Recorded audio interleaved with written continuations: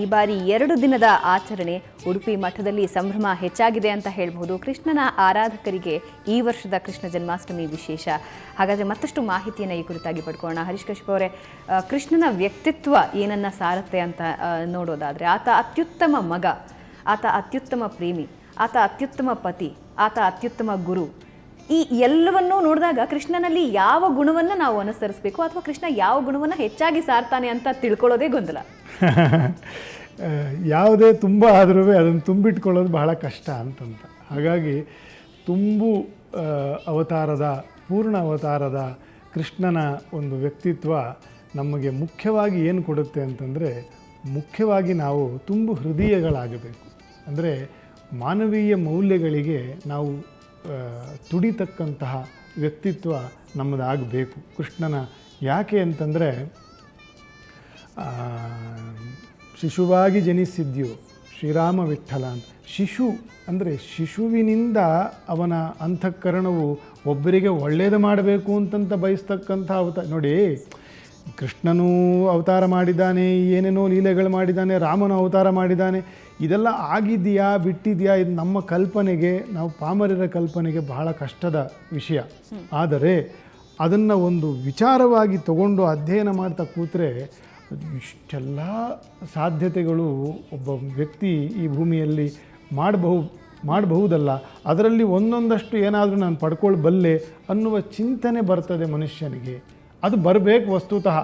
ಆದರೆ ಆರಾಧನೆಗಳಾಗಲಿ ಜಯಂತಿಗಳಾಗಲಿ ಇವತ್ತು ಒಂದು ದೊಂಬರಾಟಕ್ಕೆ ಸೀಮಿತ ಆಗಿ ಹೋಗಿರ್ತಕ್ಕಂಥ ಕಾಲಮಾನದಲ್ಲಿ ಇದ್ದೀವಿ ನಾವು. ಆದರೆ ನೀವು ಕೇಳಿದ್ರಲ್ಲ, ಅದೊಂದು ಒಳ್ಳೆಯ ಪ್ರಶ್ನೆ, ಏನನ್ನು ನಾವು ಪಡ್ಕೊಳ್ಬೋದು ಅಂತ.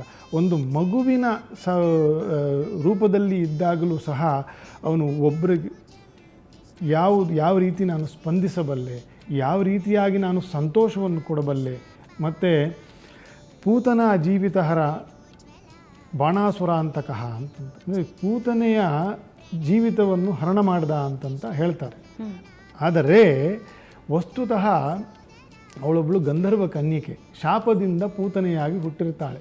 ಆಯಿತಾ? ಅದು ಭಾಗವತಕಾರರು ಹೇಳ್ತಾರೆ, ಅವಳನ್ನು ಕೊಂದದ್ದಲ್ಲ, ಅವಳ ಮೇಲೆ ತಾಯಿಯ ಪ್ರೀತಿಯಿಂದಲೇ ಪಾನ ಮಾಡಿದ್ನಂತೆ. ಇದು ವಿಚಾರ ಯೋಚನೆ ಮಾಡಿ. ನಾವು ಶತ್ರುಗಳೇ ಅಲ್ಲ ನಮಗೆ ವಸ್ತುತಃ, ಅವ್ರ ಮೇಲೂ ಎಷ್ಟು ರೀತಿಯ ಕೆಟ್ಟ ದೃಷ್ಟಿಯಿಂದ ನಾವು ಜೀವನ ಮಾಡ್ತೀವಿ. ಆದರೆ ಅವಳು ಶತ್ರುವೇ.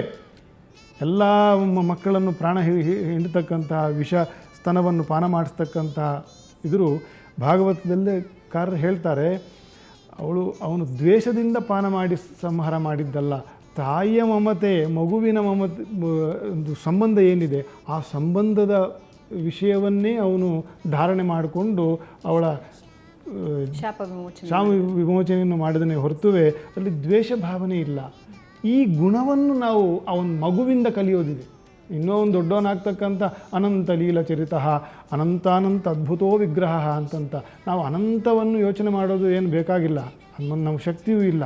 ಆದರೆ ಈ ರೀತಿಯ ಸಣ್ಣ ಸಣ್ಣ ವಿಷಯದಲ್ಲಿ ನಾವು ಹೆಚ್ಚು ಆರ್ದ್ರ ಹೃದಯಿಗಳಾಗಬೇಕು. ಅದಕ್ಕೆ ದ್ರೌಪದಿ ಕರೆದಾಗ ಬರ್ತಾನೆ, ಪಾಂಡವರು ಕರೆದಾಗ ಬರ್ತಾನೆ, ತನ್ನ ಜೊತೆ ಸಹಪಾಠಿಗಳು ಏನಾರು ಕರೆದಾಗ ಕೊಡುವುದೇ ಕೃಷ್ಣನ ವಿಚಾರ. ಅವನು ಯಾವುದು ಪಡೆಯೋದಲ್ಲ. ಅವನು ಯೋಚನೆ ಮಾಡಿದ್ದು ಚಕ್ರವರ್ತಿ. ಇವತ್ತು ಶಾಸಕರು, MLCಗಳು, MLAಗಳು ಏನೇನೋ ಇದ್ದಾರಲ್ಲ, 90 ವರ್ಷ ಆದರೂ ನಾನು ಒಂದು ಸ್ವಲ್ಪ ದಿನ MP ಆಗಿಬಿಟ್ರೆ ಅಂತಂದು ಕಾಯ್ತಾ ಇರ್ತಾರೆ. ಆದರೆ ಕೃಷ್ಣನ ನೋಡಿ ಕಲ್ತಿರೋದೇನು? ಆ ಮಹಾನ್ ಭಾವ ಯೋಚನೆ ಮಾಡಿದ್ದಿದ್ರೆ ಅಖಂಡ ಭೂಮಂಡಲಕ್ಕೆ, ಸಾಮ್ರಾಜ್ಯಕ್ಕೆ ಅಧಿಪತಿ ಆಗ್ಬೋದಾಗಿತ್ತು. ಆದರೆ ಅವನು ಯಾವ ರಾಜ್ಯವನ್ನು ವಹಿಸಲಿಲ್ಲ. ಉಗ್ರಸೇನ ಮಹಾರಾಜನಿಗೆ ಕೊಟ್ಬಿಟ್ಟ, ಆಮೇಲೆ ಅವ್ರ ಮಕ್ಕಳಿಗೆ ಕೊಟ್ಬಿಟ್ಟ. ಹಾಗಾಗಿ ಕೊಡುವುದನ್ನು ಕಲಿತಕ್ಕಂಥ ಕೃಷ್ಣನ ಅವತಾರ ಮಾನವೀಯ ಆರ್ದ್ರ ಭಾವನೆಗಳನ್ನು ಸಲಹೆಕೊಳ್ತಕ್ಕಂಥ, ಕಾಪಿಟ್ಕೊಳ್ತಕ್ಕಂಥ ಅವತಾರ.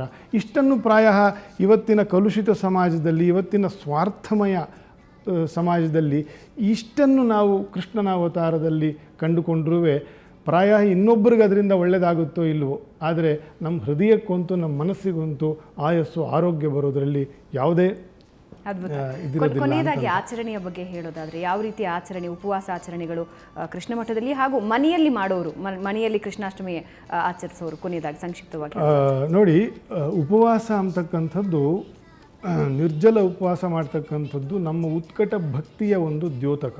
ಆದರೆ ಅದು ಹೇರಿಕೆಯಾಗಿ ಸಮಾಜದಲ್ಲಿ ಇರೋದಕ್ಕೆ ನನ್ನ ಸಹಮತಿ ಇಲ್ಲ. ಹೇರಿಕೆಯಾಗಿ ಯಾವುದನ್ನು ಮಾಡಬೇಡಿ, ಆಯಿತಾ. ಆದರೆ ನಮ್ಮ ಉತ್ಕಟ ಭಕ್ತಿಯಲ್ಲಿ ಇವತ್ತು ನಾನು ಕೃಷ್ಣನಿಗಾಗಿ ಅಥವಾ ಏಕಾದಶಿಯಂದು ಭಗವಂತನಿಗಾಗಿ ಮತ್ತು ಶಿವರಾತ್ರಿಯಂದು ಈಶ್ವರನ ಪ್ರೀತಿಗಾಗಿ ನಾನು ಇವತ್ತು ನಿರ್ಜಲ ಉಪವಾಸ ಮಾಡಿ ಅವನ ಧ್ಯಾನ ಮತ್ತು ಇತ್ಯಾದಿ ಏನು ನನ್ನ ಕೈಲಿ ಏನಾಗುತ್ತೋ ಅದನ್ನು ಮಾಡ್ತೀನಿ ಅಂತಕ್ಕಂಥದ್ದು ಮಾಡಬೇಕು. ಅದರಿಂದ ಆತ್ಮಕಲ್ಯಾಣ ನಮಗೆ ಒಳ್ಳೆಯದಾಗಬೇಕು ಅಂತಂದರೆ ನಾವು ಮಾಡಲೇಬೇಕು, ಆಯಿತಾ. ಇದು ವ್ಯಕ್ತಿಗತವಾಗಿರ್ತಕ್ಕಂಥ ನಾವೇ ನಮಗೆ ವಿಧಿಸ್ಕೊಳ್ಬಹುದಾಗಿರ್ತಕ್ಕಂಥ ಒಂದು ವ್ರತ. ಒಂದು ಅದರಲ್ಲಿ ಹಿರಿಯರು ಏನು ಹೇಳ್ತಾರೆ ಅದಕ್ಕೆ ನಾವು ಗೌರವವನ್ನು ಕೊಡಬೇಕು, ದೊಡ್ಡವರು ಏನು ಹೇಳ್ತಾರೆ ಅದನ್ನು. ಇದು ವ್ರತದ ವಿಶೇಷ ಉಪವಾಸ.